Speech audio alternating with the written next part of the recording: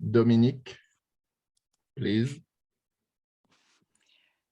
Good evening. Thank you very much, Thibault, for this invitation, which gives me the occasion to see colleagues, friends, and students.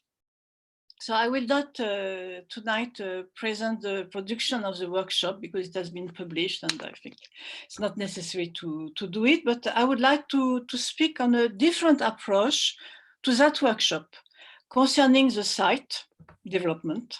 And we shall see that we have a beautiful evidence of sustainability.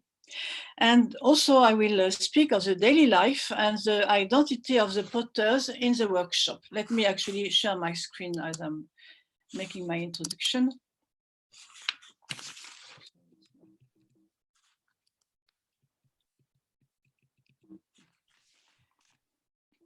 So I will only present the layout of a research which is in progress and which should be, as you will see, a multidisciplinary research and a teamwork. To share this research track is also a chance for me to show some unpublished material and to address some questions to which you may have some answers in your respective fieldwork or research. So first, let me give some main information to refocus the site. First, I mean a quick slide, but I think it is necessary to make a history of the research in Sinope, and actually there are not so many. They began in 1951 by the very famous Professor Akurgal.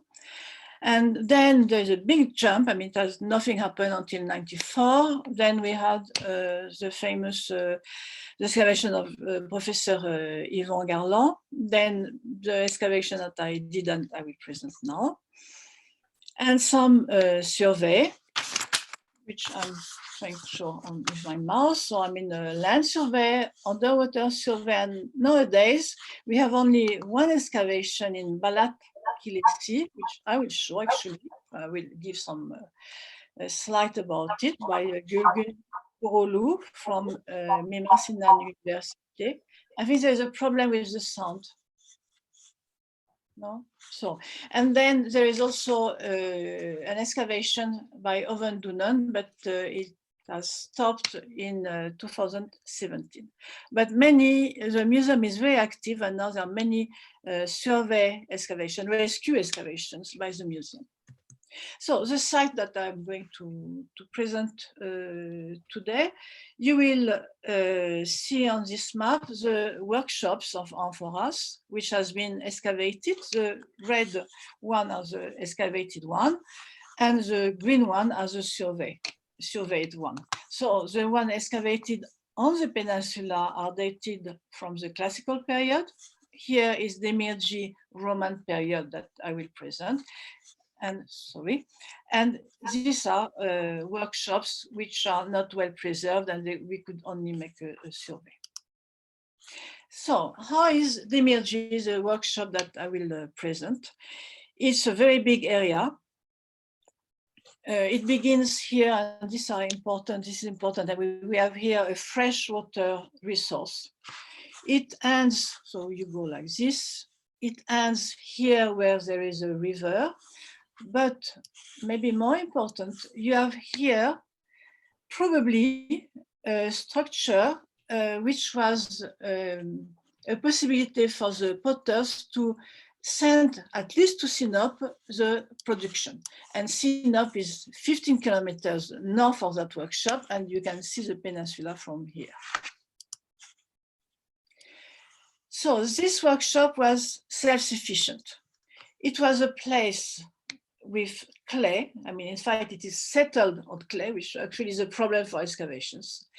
We have also on the beach the black sand, which is the marker of the ceramics of Sinope. And as I said before, there's a place to trade the amphoras, and there is a source also of fresh water. And now, if anyone has a doubt, I'm putting some misfired amphoras, which of course, I mean, are a bit spectacular, let's say. So we have excavated in two sectors, A and B. Here you have the map, the magnetic survey map and the findings. I'm going a bit quickly because this is just to refresh, I mean, to refocus the site. So again, here with the plan of section A and section B. So now I'm going to my topic after this quick presentation. What is very striking here in the site developments is a concept of recycling everything, all the structures, and also which means that there is a sustainability in this workshop in the Roman period. The first excavation we did in the sector A, we found, it was a chance, but of course it was very difficult to excavate. We had 5 structures on top of each other. So we had here, I don't know if you can see well, we had 2 kilns on top of each other. Then we have a pit. Then we have another kiln, one more, and finally a cistern, a pit as well. So of course, the interest of it is that it has helped us, it has given us the possibility to give a relative chronology. This relative chronology, of course, was dated thanks to the coins and thanks to the terra sigillata that we have found in quite a good number. So we could, from the beginning, establish our typology, let's say the main lines of the typology, and it was very clear from this succession of structures that we have first amphoras of red clay and amphoras afterwards of the white clay with specific shape for each type of clay.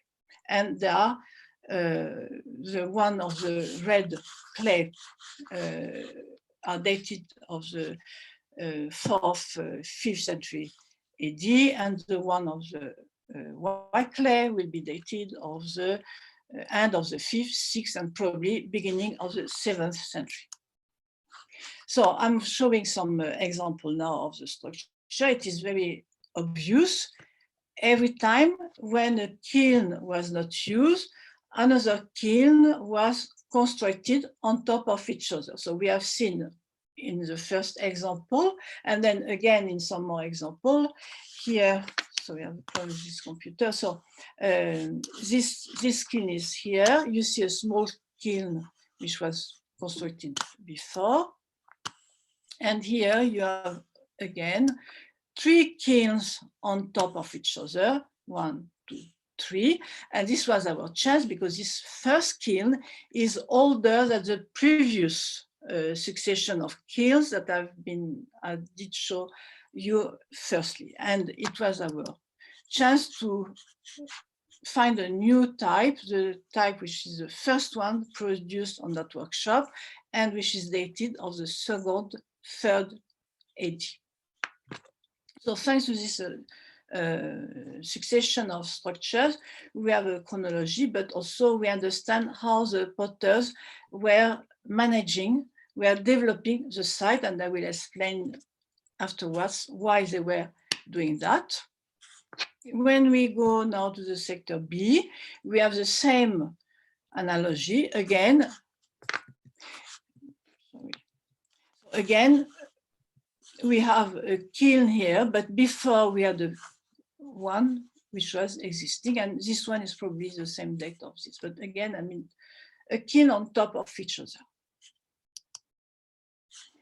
So first element showing that they are self-sufficient. They were producing tiles. I mean, we found a lot of tiles. We found overfired tiles, showing that it was a production of the workshop. And they were using the tiles to make the firing of the heating chamber of the kilns, except these blocks, which seems to have been made specifically for the kilns. Otherwise, they were using the tiles which were misfired or which were not used anymore. They were breaking them, and then they were constructing the wall. and you can see here very clearly, I mean, the broken tiles which were used. So here, the tile production.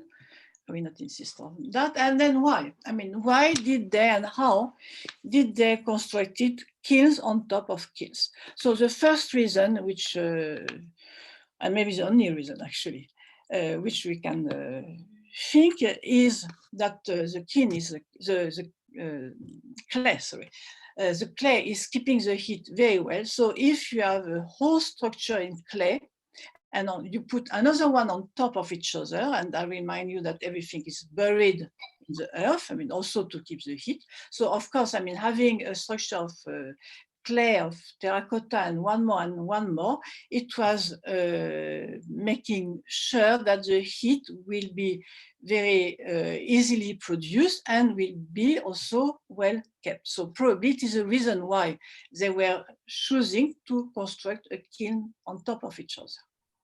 But also, it seems that they were first using the kiln in order to, when the kiln was not functioning anymore for a reason that we don't know, but probably maybe it was not in good condition or something like that. So they were keeping this kiln first in order to make a storage. And even we have one kiln, it was very obvious that it was used as a pool for clay. So the clay was resting in that kiln, which was not functioning anymore.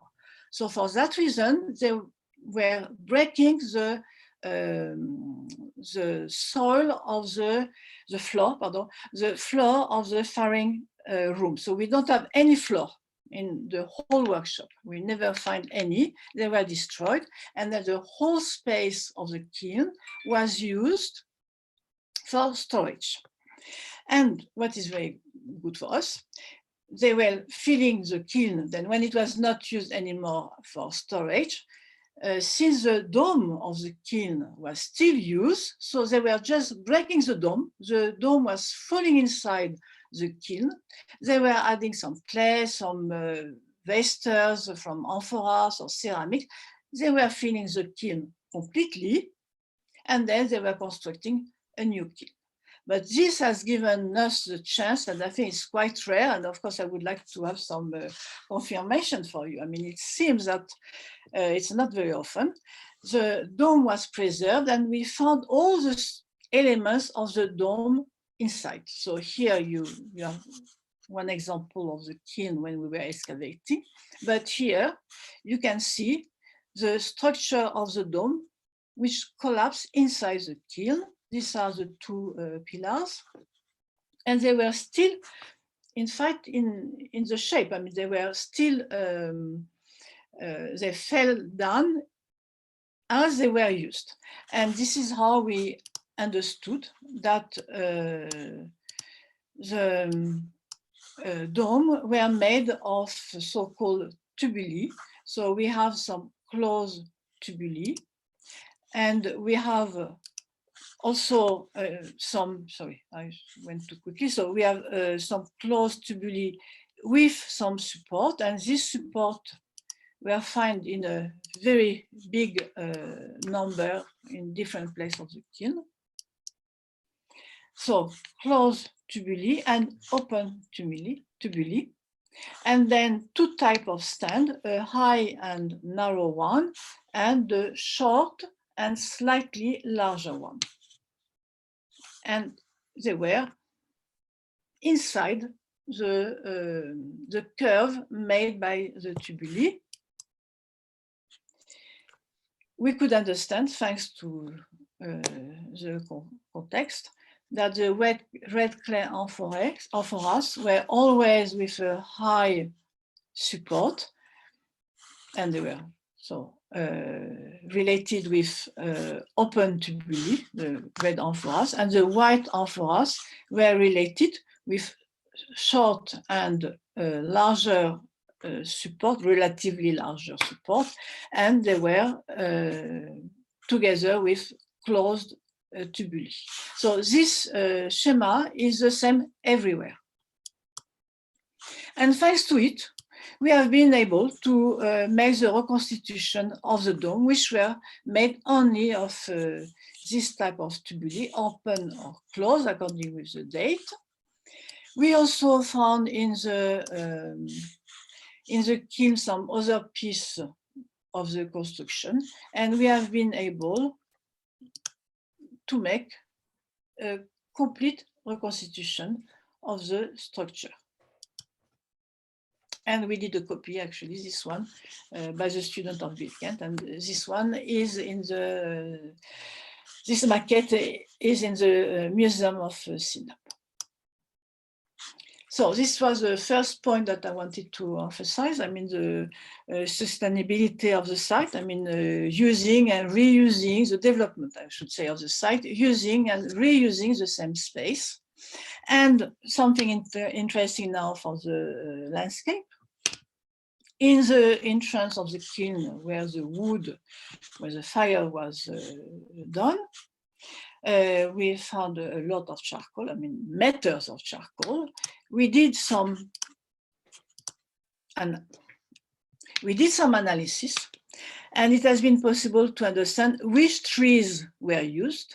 We did also some analysis of the soil, and it has been possible, I mean, my colleagues could understand that probably the site was not like we see it now. I mean, now it's just, I mean, a field. But at that time, it was a lot of, or more, it was half wood, half field. It was not completely a forest, obviously.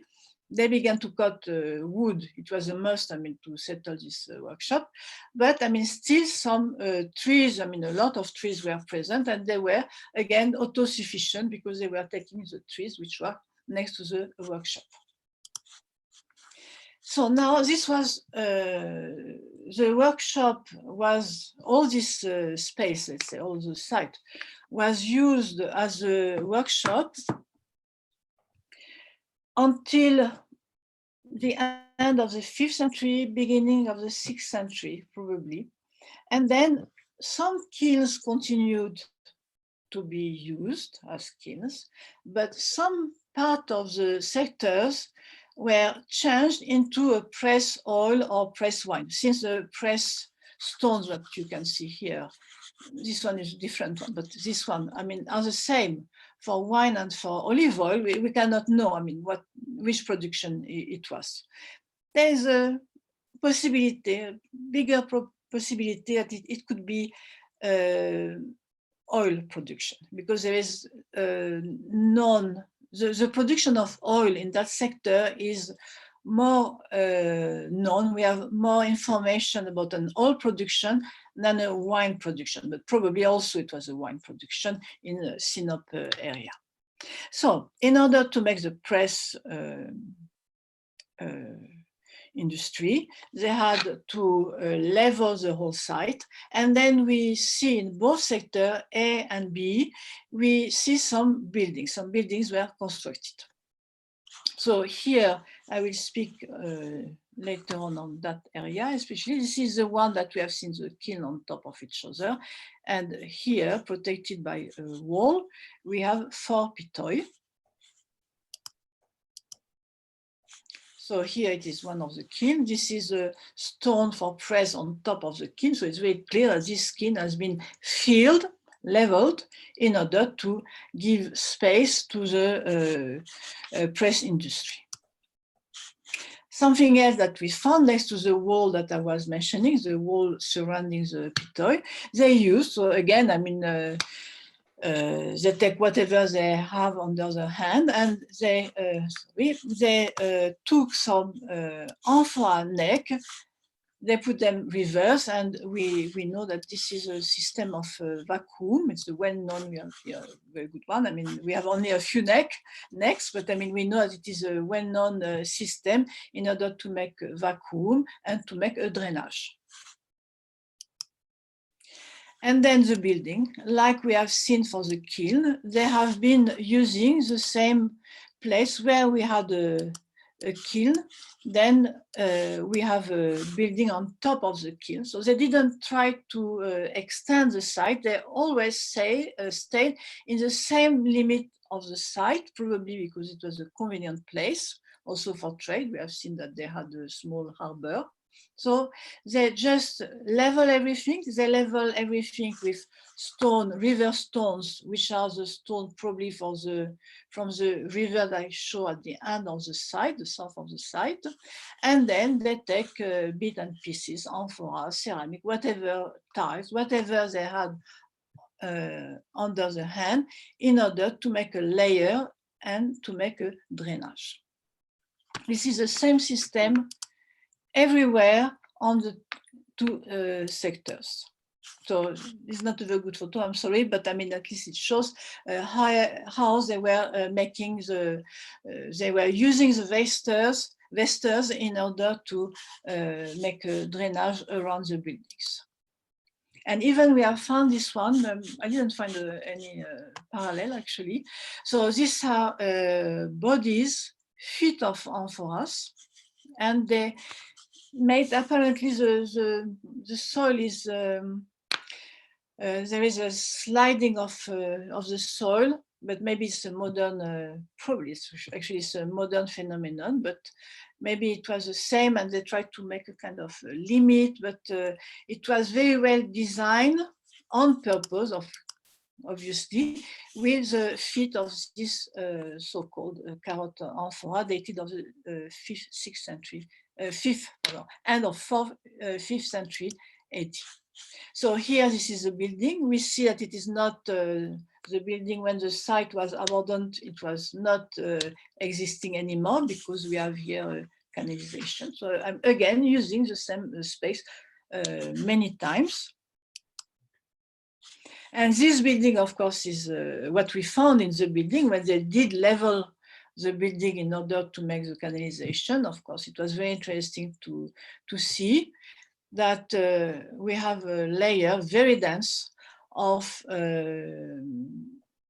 pitoi bodies, pitoi shards, and stones, schist, which are around the site, I mean, in that area, and a lot of nails. So I mean, it was a wooden structure, but this way is something very well known. I mean, it's not something rare, but it's interesting to see that it was also existing. We have the stones actually, like today. This is a photo I took entering in Sinope. So the stones are on the top of the tiles in order the tiles not to fly when there is a big wind, which of course happens very often in Sinope. So we can make the reconstitution of this building, which unfortunately we could not understand the use. So this was the first part of my presentation. Now I would like to go to the daily life of the potters, and our main information are these 4 pitoi. We have some more pitoi on the site, but they were not so rich. I mean, the inside was not so rich. So in fact, they have been used as a garbage when, again, this area has been leveled. They fill the pitoi. And then we have a lot of information and a lot of objects which I will present and which are really giving us very interesting, giving us very interesting information about the daily life and the identity of the potters, which will be my third part, the third part of this presentation.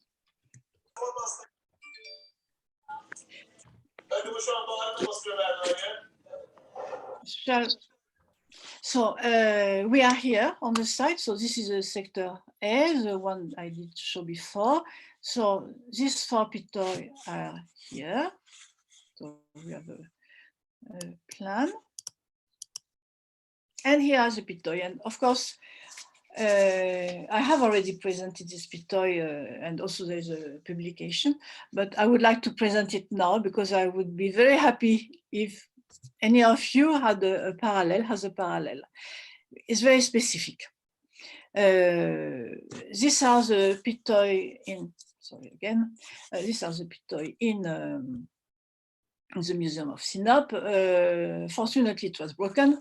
So we can see, this is a detail of this one, so we can see how it is made. And we found the same system on the site. So how they were doing, they were making these small holes, and then they were making some convexity, and they were putting inside the rim in the body. So of course with some liquid clay, they were sticking everything, but it was of course making a more safe connection of the different pieces. This is true not only for the rim that you see here, but from this drawing you can understand that it was also true for the different part of the body. So this was made of course by hand, and then they were making the part one after the other, and they were putting together with this system all the pieces, all the surface of the pitoi. And actually, I don't know if it is something specific to Sinope, or at least to the workshop, but let's say in general to Sinope, or if this technique has been used in different places. Every time that I go to a museum, I see a pitoi, I try to see if it is broken, but unfortunately, even if it is broken, I could never find a parallel. So I wonder if this is not something, if it is something specific to Sinope, or at least known in Black Sea. So now I'm going to show a series of ceramics. They have not been studied into details, but still, I mean, they are known. But what is my point actually is that except this mortar, the rest of the ceramics and that I'm going to show probably were for local use. They don't seem to have been exported. This is not true, obviously, for the mortars. These mortars are very well known. They are everywhere. I mean, in Black Sea, I've seen them in many different sites. So they were probably, when amphoras were exported, amphora styles were exported, probably they were filling the gap in the boat, and they were also sent not only in Black Sea, but also to Mediterranean world, because there is some example even in Antalya Muse. However, something which seems more specific to Demirci, I mean, to the workshop, but I'm not sure, of course, it is this spiral of pyroxene, the famous black sand. So we find it in a few examples, not in all actually, but on a few examples. And of course, I mean, it can be matching very well the function, because it makes a surface, a very irregular surface, and maybe it's easier also. It helps to some extent to grind a product. So very often in that production, so we are in the workshop of Demirci, we have this kind of eye on each side of the nozzle. So some more example. So why I'm telling a production of Demirci? Because we have misfired pieces. So these mortar were made for exportation, but we have the whole series that I'm showing here. Of course, I cannot be sure, but apparently there is no exportation, or at least from, it's difficult to identify it on a publication, only the profile is a bit difficult. But I mean, still, it seems that such ceramics, common wares, were not exported, or at least, as I said, I couldn't find some examples, but maybe you will have some examples to tell me. So I couldn't find some examples, and I wonder if they were not only produced for the local need of the potters. So they would be part of the daily life. I'm showing some example. I put them in black and white because I don't have good photos. They are working examples. And also there are not, some are, but they are not very repetitive. So I mean, when you have a production for exportation, of course you have the same shape is reproduced. And also we need overfired pieces. So it can be also a coincidence, but we don't have. So some, they are classified here by function. So for service, water service, and some containers as well, small containers. But here I'm more sure that it is for they were produced for the local use, because we have a lot of pieces which are black. I mean, they have been used, of course, for the production, for cooking. And I don't have photos, but we have many bottoms, and they are overfired, and even, but overfired, I mean, because they have been used. This one is clear, this one as well. And sometimes even, it would be interesting to make an organic analysis. It seems that there are some remain of something inside the pots. So I mean, here, I suspect that this production is also made only for the need of the potters. Here, even I've one step more sure, but again, I mean, I would be very happy if you can tell me that I'm wrong, if you have some parallels. So the lamps, we know that they were producing lamps because we found 2 molds. Okay, it's not so many, but at least there are 2. This is an example of one of them, and they are very specific. We have many lamps, and they are very specific because they have a different layout, and they are carrying letters. So usually it is epsilon. So here you have 2 epsilon, epsilon iota, or epsilon eta, except if the eta, I mean, this we cannot be sure how to look, but let's say at least epsilon and iota are existing, plus some symbol that we are going to look at some later. So for example, here we have a cross. So all the lamps that we found, I mean, all the nozzle of lamps that we found, they have been all used. We don't have, if I'm not mistaken, we don't have one example of lamp which was not used. And on top of it, I could never find any parallel of these lamps in any site. So maybe they have not been published. Maybe they have not been found. I mean, I don't know. We cannot have a definitive conclusion, but it really looks that they were producing the lamps for their own use, like they were producing the ceramic and some mortars, let's say.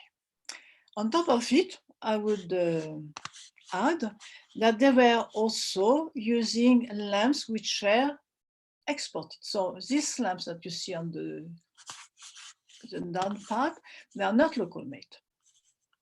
They have been exported, but they are also used, which is interesting, actually.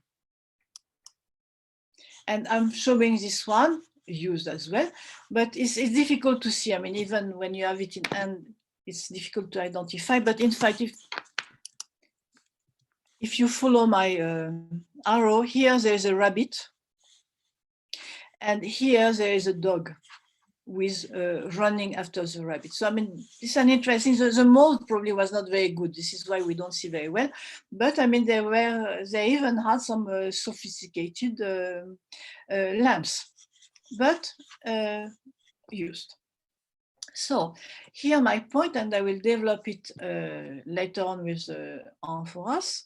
It seems that they were, maybe by trading, they were also buying some lamps in that case from different sites, and they were using it, or it was a kind of exchange.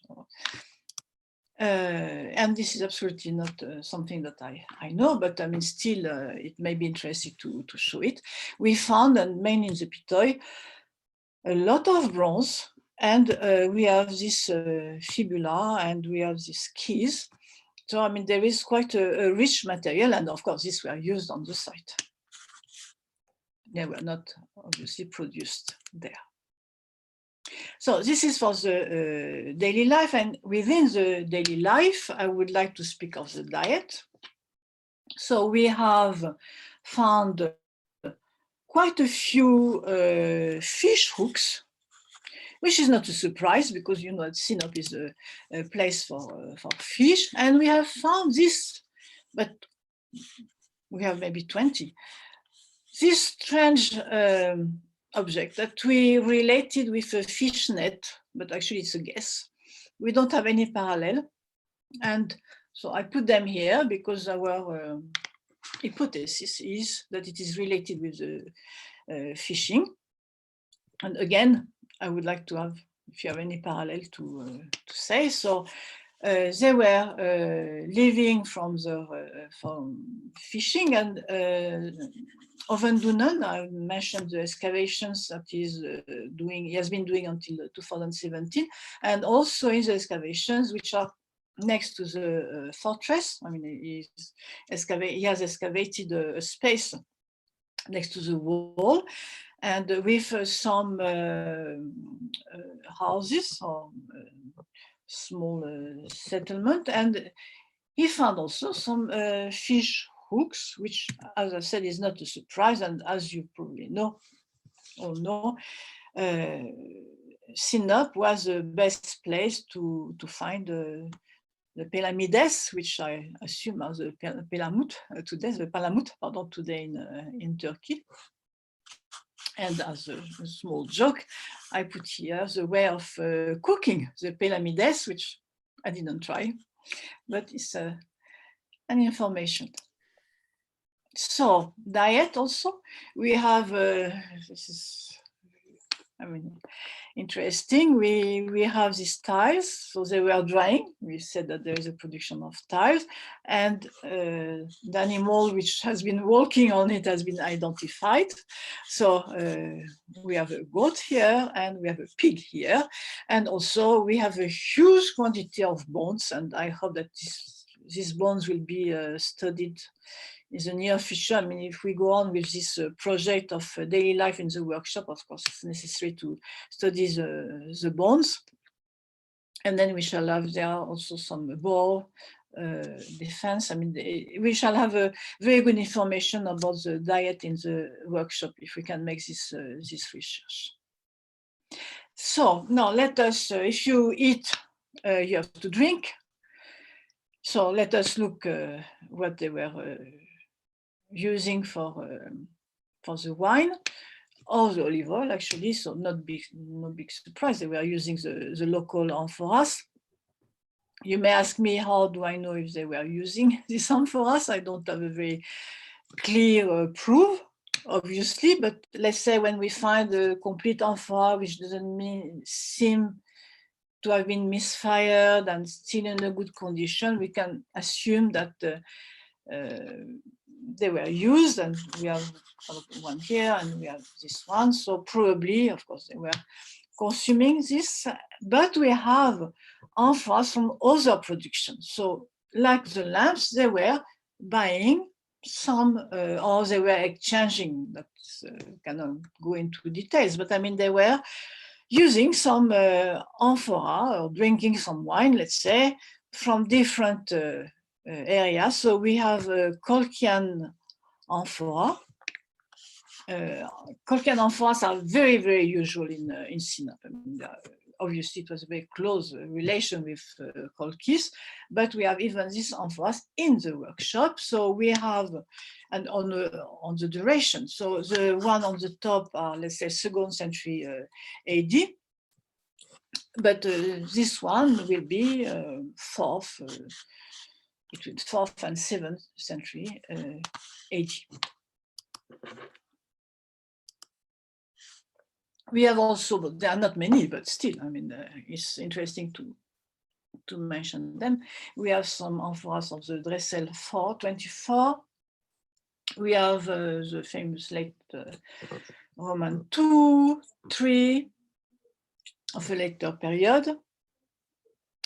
And of course, it's interesting to make a parallel with the amphoras of Balat Kilesesi, so the site excavated inside in Sinope, in the heart of Sinope.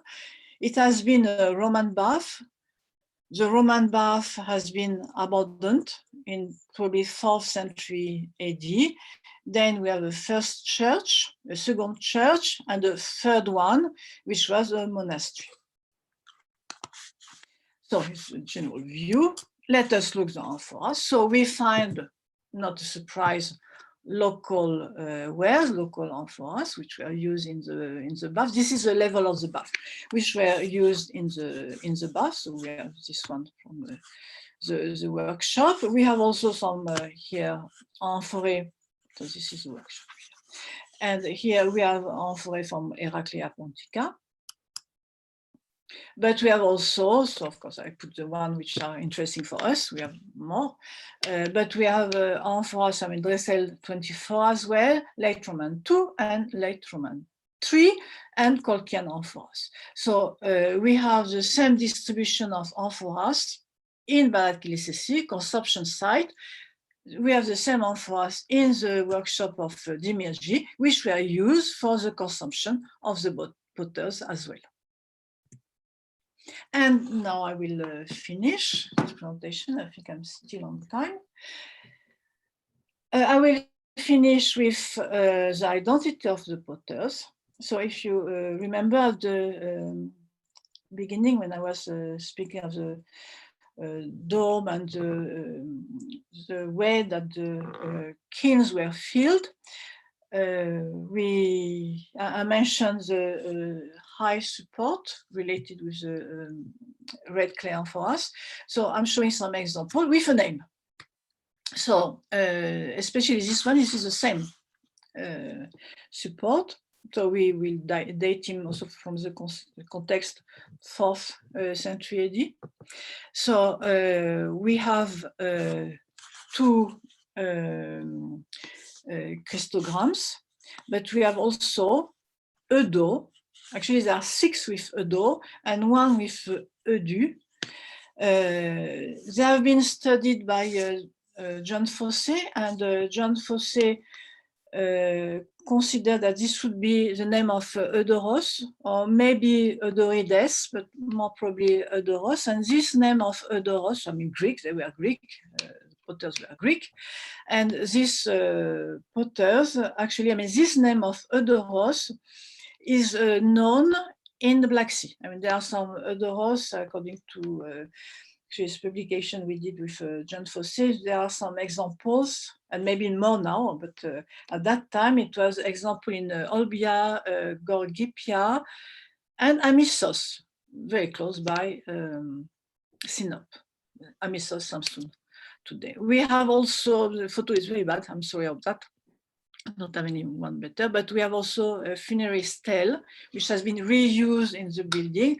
And we have the name of Theomastos, and then the second name is not read, I mean, in a clear, certain way. So I will pass that. The stele, also this, funerary stele is, according with the shape of the letters, is dated by John Fossé of the 3rd century AD. So we have a few clues about the name, but it's better than nothing. At least we know that they were Greeks. But also we know that they were Christian. And now I'm going back to the lamps. So on the lamps, we have a lot of Christian symbols. So on that one, for example, this one doesn't have letters, but this one has actually. So we have probably a palm, 2 crosses, and here we have a fish. So this fish, of course, how shall we interpret it? It can be the Christian fish, which is of course more probable, but also fish has a long history, I mean, fame in Sinope, because we have the famous stamps, of course, of the previous period, but we have the famous stamp of eagle grasping a dolphin. So, I mean, should be should we, maybe we can also merge these two explanations. So here we may have a dolphin, or we may have a Pelamides, or Pelamides here. Okay, we don't know, but it should be also, I mean, a Christian symbol. We have, as I mentioned before, the Christogram. We have many crosses, and we have some abbreviations. So this, we didn't work on that. I mean, phos, theos. And we have this, the shoulder of a container, and also the reading is from John Fosse, so we can read the Boephyton A. So the reconstitution by John Fosse is Kyrie Boephyton Amartolon Doulon Sou, and the name of the Doulon, but of course we don't know it, but at least, I mean, this shows very clearly we are again in the 4th century according to the context. We are in a Greek Christian population. And then I will show two, just for curiosity, I mean, I will show two, actually three, interesting remains. So one is a small piece, but I mean, it's, I think it's precious, of a sigma table. So I put here a sigma table, the famous one from the Agora of Athens. But again, I mean, it shows that on that site, in one of the later structure, we have a Christian activity. I mean, if we have a sigma table, it means that there is an activity also. And then we have these two lamps made of marble, made of marble. So I mean, lamps of marble, probably, I mean, they are ritual lamps. So we have this example. It is not broken here, but this one is broken. So I mean, probably there is a series of lamps. And I will finish this presentation with this sundial, because it's a symbol of sun. So I think it's a nice way of finishing. It's one more, I think, important artifact showing that Demirci actually was certainly not a small, insignificant, not a small and site without importance, but I mean, it had a life, active life, that we can understand thanks to the last example that I have shown to you. Thank you for your attention.